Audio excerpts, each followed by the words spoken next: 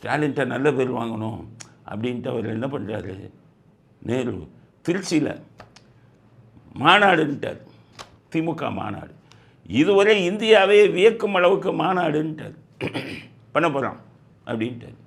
10 லட்சம் பேர் கூடுவார்கள்ன்ட்டார். ஒரு ஆளுக்கு 1000 ரூபானா 10 லட்சத்துக்கு எவ்வளோ பார்த்துக்கோங்க. 100 கோடி சம்பாதிச்சது 1060 கோடி, இது ஒரு 100 கோடி சம்பாதிச்சு. செந்தில் பாலாஜி இருக்கார்ல, அவரும் பாதி செலவு பண்ணுவார். 2 பேரும் சேர்ந்து கூட்டுறாங்க கூட்டத்தை. திருச்சியில் மிகப்பெரிய மாநாடு அறிவிச்சிட்டாங்க, இந்தியாவை திரும்பி பார்க்கும் அப்படின்னு சொல்லிட்டு.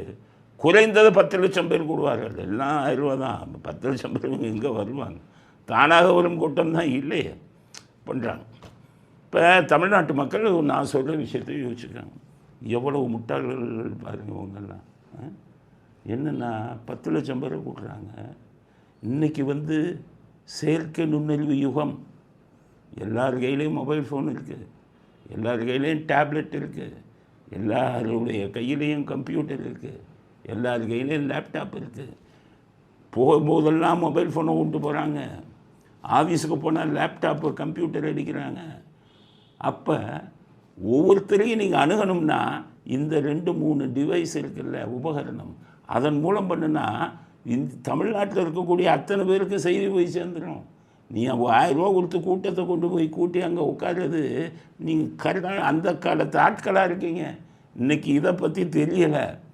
என்ன பண்ணுறான், ஏஐ ஷார்ட்ஸ், செயற்கை நுண்ணறிவு ஷார்ட் 1 நிமிஷம் போடுறான். அங்கேருந்து புற்றீசல் மாதிரி இப்போ வந்துக்கிட்டே இருக்குது. நாக்க பிடிங்கிட்டு சாகணும் அவன் போடுறதெல்லாம். செல்லூராய் சொல்லிட்டாரு, ஐயோ அந்த விஜய் பசங்க பண்ணுற இதை பார்த்தீங்கன்னா, அக்கிரமத்தை பார்த்தீங்கன்னா பார்க்கும்போது நான்லாம் அரசியலோட்டியே போயிடலான்னு இருக்கேன். அவ்வளவு கேவலப்படுத்துகிறாங்க. லுங்கியோட டான்ஸ் ஆடுறது தலைவர்கள். அவங்களோட மக்கள் பெண்கள்லாம் கேட்காத கேள்வி கேட்குறது. ஒவ்வொரு ஷாட்டும் 10 லட்சம் 20 லட்சம் போகுது. நீ இப்போ 100 கோடி செலவு பண்ணி திருச்சியில் 10 லட்சம் பேரை கூட்டுறத 5 ரூபா செலவு பண்ணி ஒரு ஷாட்டில் அப்போ 10 லட்சம் 20 லட்சம் பேரை கிட்ட போய் சேர்ந்துருது. நீ கூட்டிகிட்டு வர்றது ரூபா கொடுத்து கூட்டிகிட்டு வர்ற ஆள். இதை பார்க்குறது சாதாரண பொதுமக்கள். இந்த ஷார்ட் பிச்சுட்டு போகுது. திமுக ஐடி டீமு, பிஜேபி ஐடி டீம்லாம் இது என்னடா பண்ணுறது, நம்மளும் இதை எப்படிடா உருவாக்குறது?